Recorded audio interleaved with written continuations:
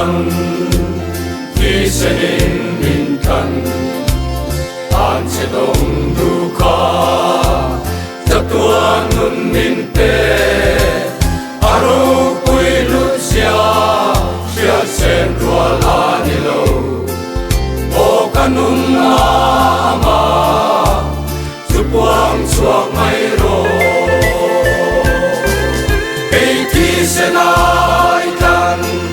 yan enge ka tiang hoi muna nge yo in din shilla dom har sa she omin mit tui ka fo don po ni la apoi lo vel al pa tam chu mare si lo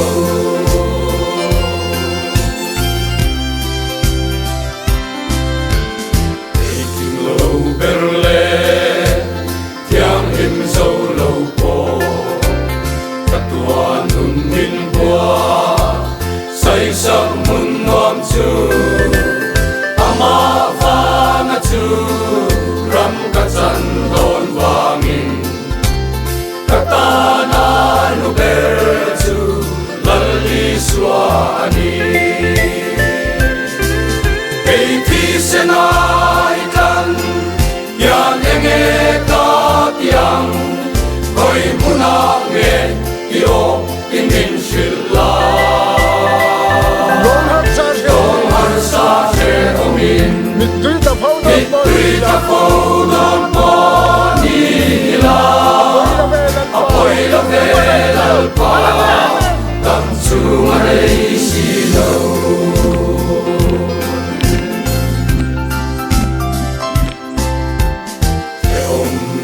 eng man min ti quai to lo tam chung lei lo te tan mai an ni ma se ma mai na le cha tuan ral lo tu ros le van ram nuam chu lal pan min pe si ei thi senai kan yan enge ka tiang hoi muna nge yo in din shilla dong har sa she omin mit tui ka fo don po ni la apoi la vel al pa tam chu mare si lo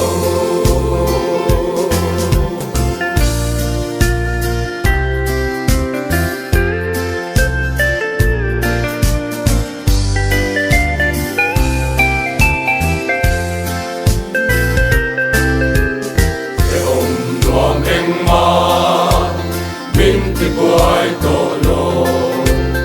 tam chung lei lo te tan mai an ni ma se ma mai na le cha tuan ral lo tu